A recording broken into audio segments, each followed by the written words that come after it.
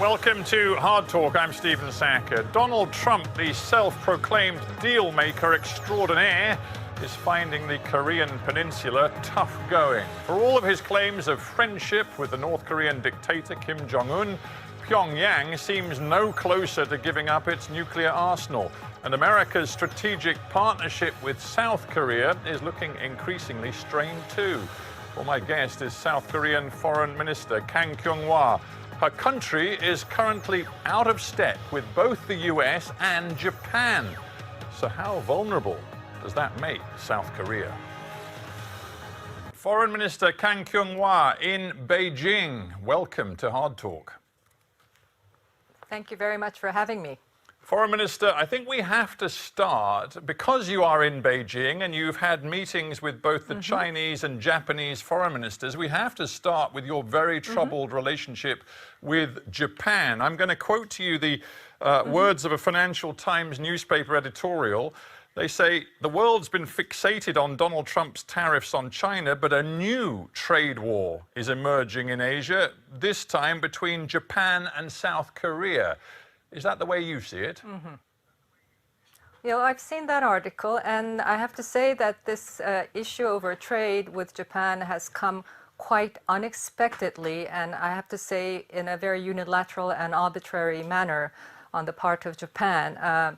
We are prepared to discuss what the issue is and keep this as a trade issue, but I think the steps that they have taken has caused a great deal of problems for our industries, and I think we want very much to engage with them in a consultation so that we can take things back to pre-July 1 when they had taken these steps. But if I may say so, it's not clear to me that you really want to lower the temperature, because the Chinese foreign minister said to you both, that is to yourself and to the Japanese foreign minister, please resolve this issue quickly, get a dialogue going, lower the temperature.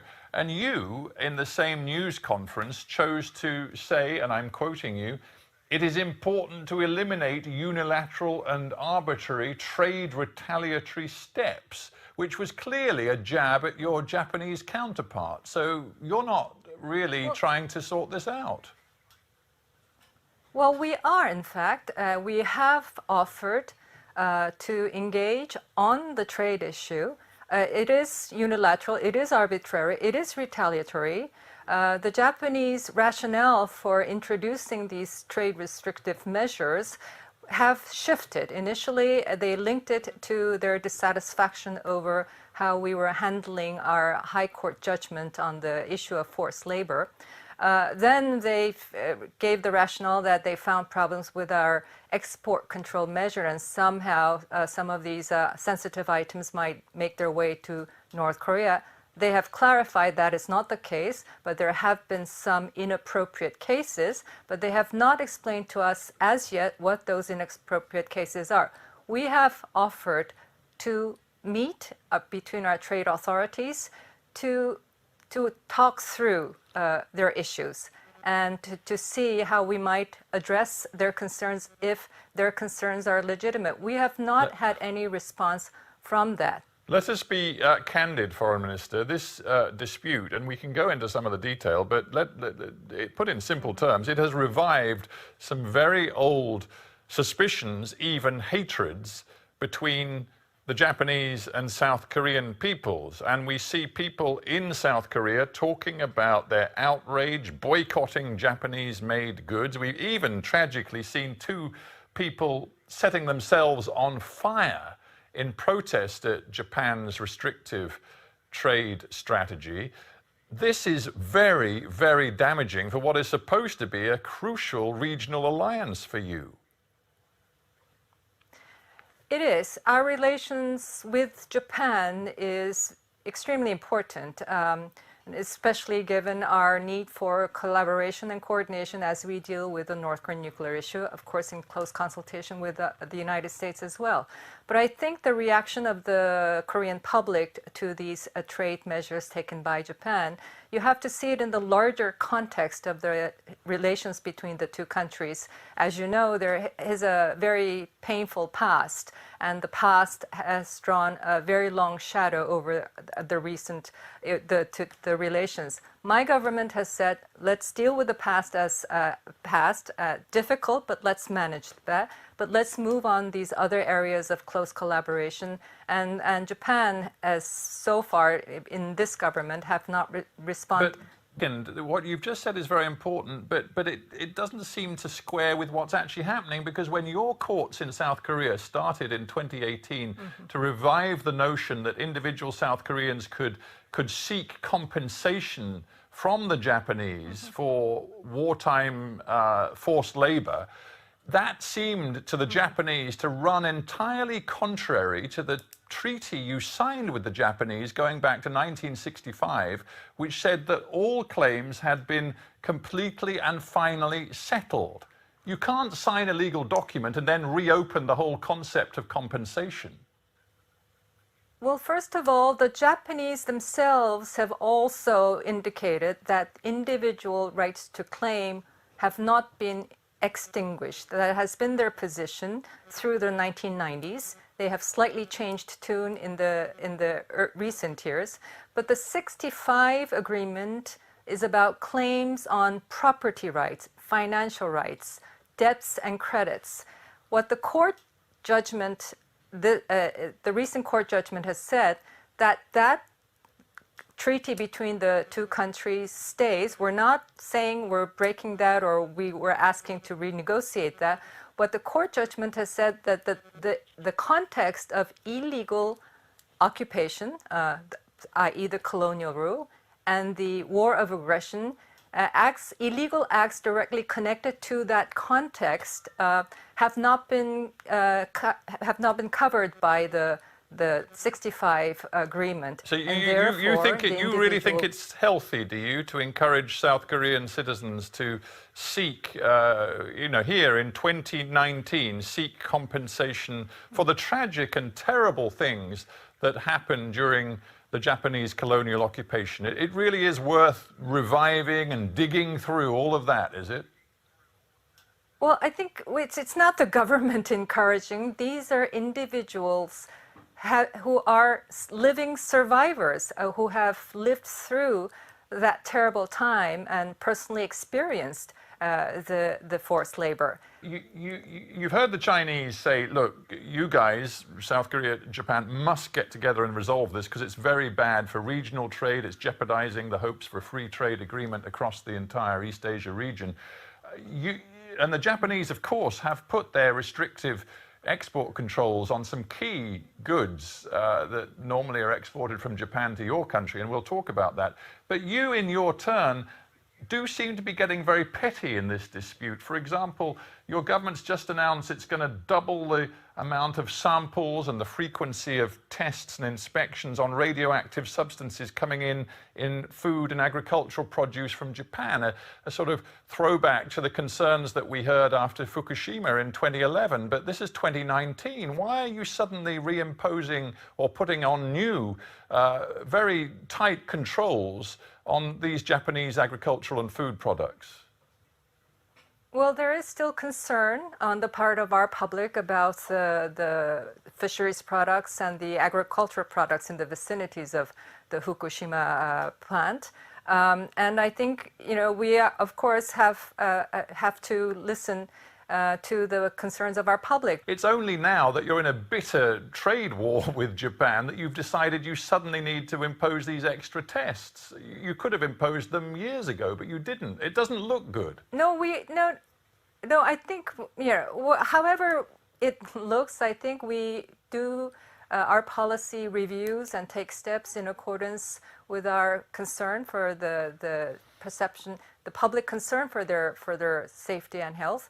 And given the release of a recent report on the possible releasing of contaminated wastewater into the sea, we have asked Japan for explanation about this. I think we will continue to engage them on this issue, but that has raised a lot of concern on our public. And therefore, I think it's the government's legitimate response. Just a couple more quick ones on Japan before we get to the whole Korea Peninsula strategic issue. Just, if I may, on Japan, are you now saying to the Japanese that not only economic ties, but security, intelligence, and strategic partnership ties are at stake? We want to minimize the issues. And I think given the Japanese rationale now that the trade control issues are really technical issues on the part of their export industries, we are saying, okay, fine, let's discuss it at that level and work through the technical issues. We've not had any response from the Japanese on that. Obviously, evidently, it is tied to their displeasure over our court judgment. This is the judgment of our highest court. We absolutely have to abide by that. No self-respecting democracy in a democracy that abides by the rule of law and the independence of the court would do otherwise. So that is the situation in my country. The Japanese position is that everything was settled by the 65, and so we are trying to find a way forward that helps us to resolve this issue, and we have thought through very seriously on all the options. We have offered a way that has not been even seriously considered by Japan. So Minister, remain committed to open discussion and consultations. Right. So, Minister, on all of these issues. Where does this end then? Because if one looks at the economic battle that's playing out right now, to be honest, Japan is a bigger, more powerful economy than yours. You depend on some key strategic tech components and materials for your biggest companies like Samsung that come, that come from Japan. So, frankly, outsiders would think that Japan holds more of the cards here than you do, particularly as your export businesses right now are suffering already, and this is going to hit them hard. The South Korean economy looks vulnerable. You look vulnerable in this battle with Japan. Exactly. I think we depend on Japan. Our trade with Japan has always been in the minus for us, and it is just of all the export items that we get from Japan, it had been those three critical items that are critical to our semiconductor industry that they put a restriction on. So, to think that a country that has so mutually interdependent, so much people-to-people exchanges and growing, that they would do this without prior notice, without prior consultations, very unilaterally, and just 3 days, mind you, after the G20 in Osaka committed the countries to free, fair, non-discriminatory, transparent, and predictable trade, to have this on us 3 days later, I think is completely unacceptable. So we are asking, through consultations, let's find a way to roll things back to pre-July 1. You sound very angry.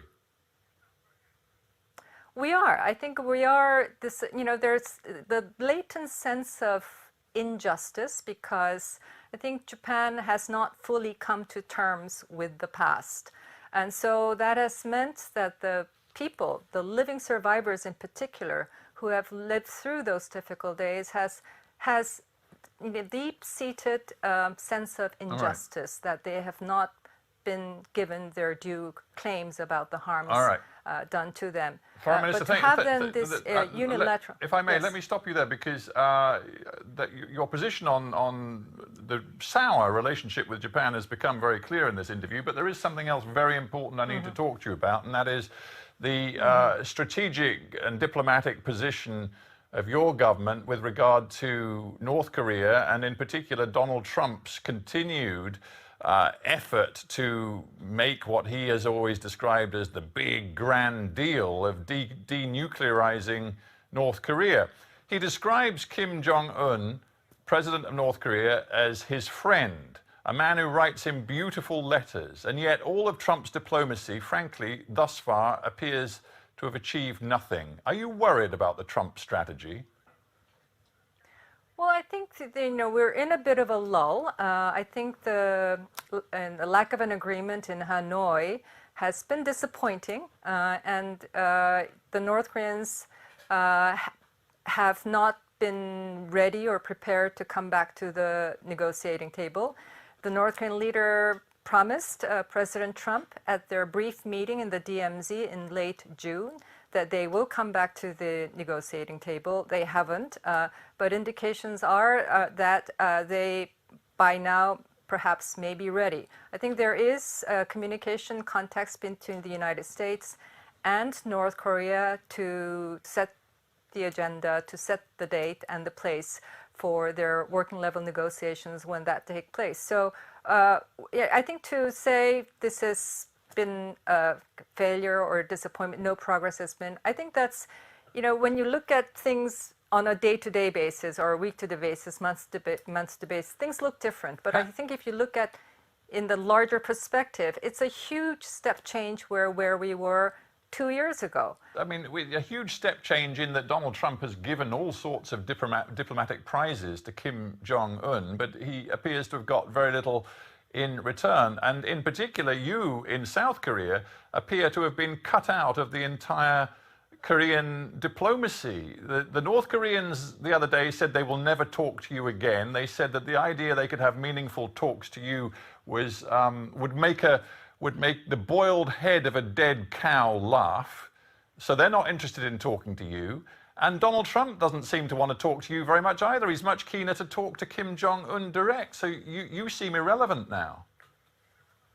Oh, I wouldn't say so. I think, our collaboration with the United States at all levels is extremely close. And I think the North Korean challenge has, in fact, brought us even closer. It may not be visible, but I think the number of meetings that my president and Mr. Trump has had, the phone conversation, my own interactions with Mr. Pompeo has been extremely frequent and very close. So we do things based upon a very close U.S.-South Korea coordination. So for the North Koreans to think that they can cut us out of this is a bit ludicrous. I don't think they understand the reality.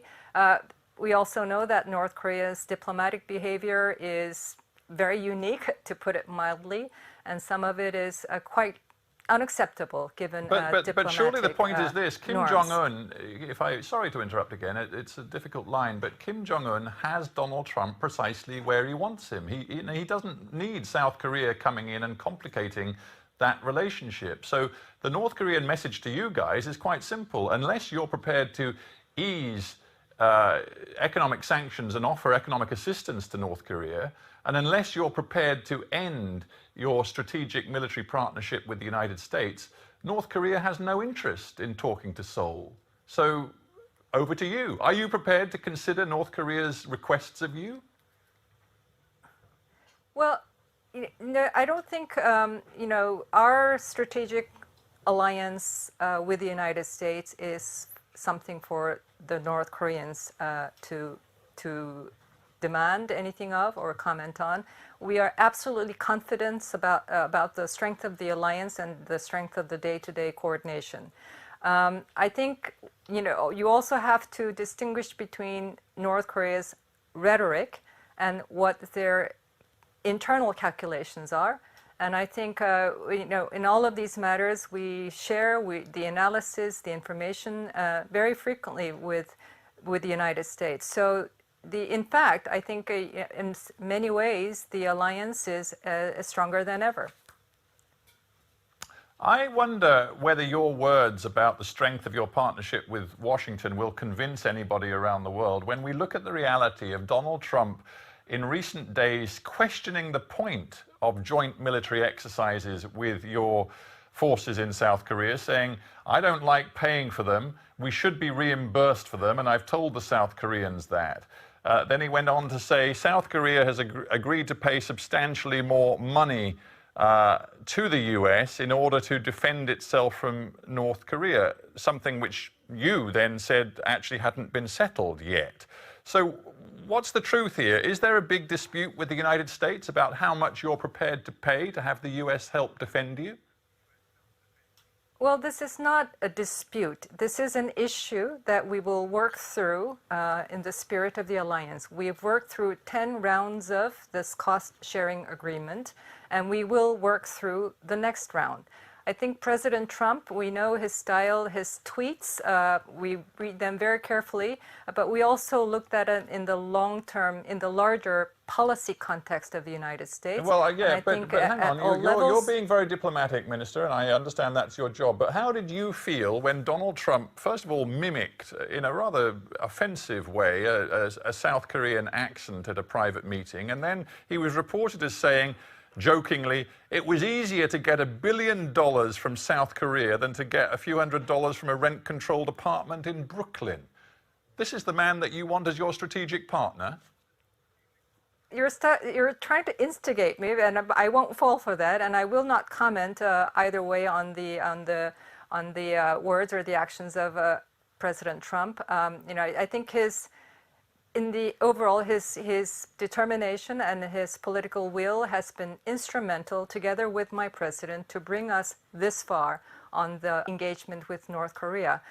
But that, I think, is also then supported by the policy establishment of the United States as represented in the State Department, in the Defense Department, and the National Security Council. But Foreign Minister, you can only take your own diplomacy so far. When John Bolton, Trump's national security advisor, that suggests in the future South Korea should pay all $5 billion cost of the 28,500 US troops sitting in South Korea.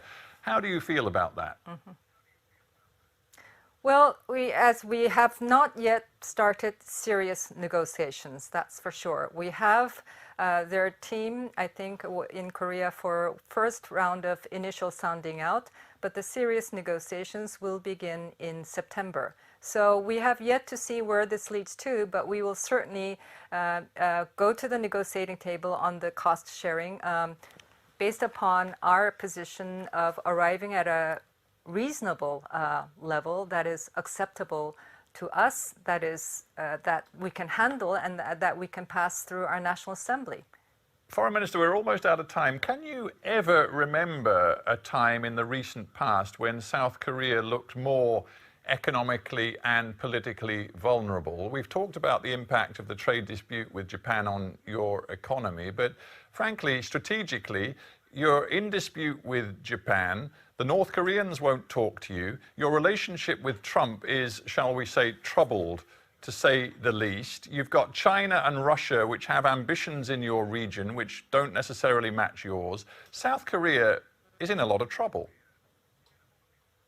Well, we have lots of challenges, but I wouldn't call our relations with the United States troubled. I think we have our disagreements, all relationships do, but we are an alliance of 65 years, and we have been able to work through difficult issues in the past in the spirit of the alliance. We have our challenges with Japan, we have our issues with China and Russia, but one fundamental goal we share is that the Korean Peninsula must be wholly denuclearized and that we must find lasting peace on the Korean Peninsula. So we very much have that goal in our eyesight and deal with the daily challenges as they come.